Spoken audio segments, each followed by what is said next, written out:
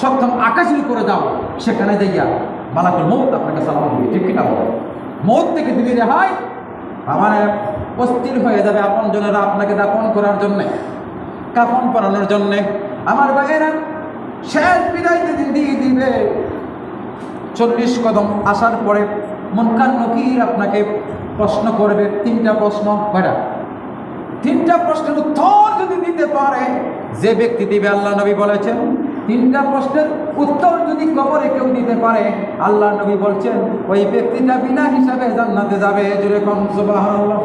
হুজুর, আপনি বলেছেন হাসরের ময়দানে মানুষ মিজানের পাল্লা টানানো হবে, আবার বলতেছেন কবরের ভিতরে 3টা প্রশ্ন দিলে জান্নাতে যাবে। অর্থাৎ জান্নাতি ব্যক্তি কবরের ভিতরে অটোমেটিকলি 3টা প্রশ্নের উত্তর দিতে পারবে। জোরে কোন সুবহানাল্লাহ। অর্থাৎ আপনি যদি 3টা প্রশ্নের উত্তর দিতে পারেন, আপনি জান্নাতে যাবেন। এর প্রথম গাড়ি হলো আমাদের এটা। এই জন্য আল্লাহ বলছেন আমি আলিত্তাকুল্লাহ ইয়া আইয়ুহাল্লাযীনা আমানু তাকুল্লাহ, হে ঈমানদারেরা আমি আল্লাহকে ভয় করো। আগামী দিনের জন্য কি সম্পদ জোগাড় করেছো, পাঠিয়েছো, সেদিকে লক্ষ্য করো, কারণ তোমার জিন্দিগির সব কিছু আমি আল্লাহ দেখে দিতে পারবো। সুবহানাল্লাহ। বাগার কোনো রাস্তা নাই। এই জন্যই কর্ম অনুযায়ী আপনার ফল পেতে হবে। এই জন্য যারা নামাজি, ঈমানদার, মুত্তাকি, তারা দুনিয়াতে একটু কষ্ট পাবে। আল্লাহ কষ্ট দিবেন। কী দিয়ে দিবেন? আপনাকে বেজত করাবেন, সন্তান দিয়ে করবেন, দন দিয়ে করবেন, জন দিয়ে করবেন। কথা বলছেন নাকি? কিছু সন্তান দিয়ে অনেক সময় করবেন। আপনার সন্তানকে মায়া করেছেন, মহব্বত করেছেন, ভালোবেসেছেন, আল্লাহ বলবেন আমি তাকে নিয়ে যাবো। সুবহানাল্লাহ বলবেন। এই যে আমার আলী ভাই এখানে বসে, না মেয়েটা উনি কি চিন্তা করছিল কোনোদিন মেয়েটা মারা যাবে? বলেন। আমার ভাই এখনও কাঁদবে, কিন্তু এটা মানতে হবে। কেন মানতে হবে? মরণ থেকে যত পালাম মরণ তোমায় লইবে গিরি, যদিও বা আকাশ পানে পলাও সে তাই লাগিয়েছি। সপ্তম আকাশের উপরে যদি যান, 7 জনের নিচে যদি যান, লোহার সন্দুকের ভিতরে যদি লুকাইয়া পালান, সেখানে যাইয়া মালাকুল মউত আপনাকে সালাম দিবে, সাক্ষাৎ করবে। ঠিক কিনা বল? আমার ভাইরা, সেই জন্য বলেছি যাদের জন্য বাগান সাজিয়েছেন, যাদের জন্য কষ্ট করবে, আমি মারা গেলে আমার সন্তান এতিম হয়ে যাবে, কি খাবে, কে দেখবে, কে লালন পালন করবে, ওই সন্তানের অস্থির হয়ে যাবে আপনাকে বিদায় দেওয়ার জন্য। আমার ভাইয়েরা, আসি একা যাবো একা, সঙ্গে নিব কি? সঙ্গে নিব 2টি নাম, আল্লাহ আর নবী। ঠিক কিনা বলেন? 2টা নাম হয়ে যাবে। আমি বলেছিলাম 3টা প্রশ্ন করা হবে কবরের ভিতরে। 3 নম্বর প্রশ্নটা হলো আল্লাহর নবীকে চিনানো। সুবহানাল্লাহ।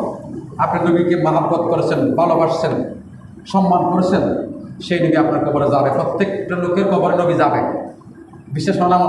3 নম্বর প্রশ্ন। এই জন্যই কবরের প্রশ্ন হবে ইমানের, আর আমলের প্রশ্নগুলো হবে আসলে ভাই না। আসলে প্রশ্নের প্রথম প্রশ্ন নামাজ, সেটা হলো আমল। আর কবরের প্রশ্ন করো ইমান। আপনার ইমানটা ঠিক আছে? আপনার ইমান যদি ঠিক থাকে, আপনার ইমান যদি মজবুত হয়, আপনি যদি ইমানদার হন, তাহলে আপনি জান্নাত পাবেন। লা ইলাহা ইল্লাল্লাহ ফাদখালাল জান্নাত। নবী বলছেন আপনার ইমান মজবুত, হাসরের ময়দানে আপনি মিজানে উঠবেন, মিজানের পাল্লা ভারী হয়ে যাবে। মিজানের পাল্লা ভারী হলে ঠিকানা জান্নাত। সেজন্য দুনিয়ার বুকে এক অল্প হায়াতের ভিতরে আমরা আল্লাহর ইবাদতে মশগুল হইতে হবে। কার কখন কোন টাইমে মৃত্যু হবে কেউ বলতে পারবে না। আপনারা যারা সরকারি চাকরি করেন, যেদিন চাকরি শেষ হয়ে যাবে আপনাকে 1 মিনিটের জন্য দায়িত্ব দিবেন। ভুল বলছেন? সময় কোন সময় ভর্তি হয়েছে, কখন কোন টাইমে আপনাকে বিদায় দিবে, আপনার কাছে কাগজ চলিয়ে আসবে। ঠিক কিনা বলেন? ঠিক। আল্লাহ রাব্বুল আলামিন জমিনটাকে বিছানা করে মানুষকে ছেড়ে দিয়ে, আসমানটাকে আল্লাহ পাক রব্বুল আলামিন ডাকটা দিয়ে আমাদেরকে ছেড়ে দিয়েছেন। ভাগার কোনো রাস্তা নাই। যেদিন টাইম ফুরাবে সেদিন ওই মুহূর্তে যেখানে দেখেন, যে অবস্থায় থাকেন, ওই মুহূর্তে আইসা মালাকুল মউত আপনাকে সালাম দিবে। আপনি এতদিন ছিলেন দুনিয়াতে, চলেন আপনার বিদায়। সুবহানাল্লাহ, সুবহানাল্লাহ। কার জন্য আয়োজন করবেন?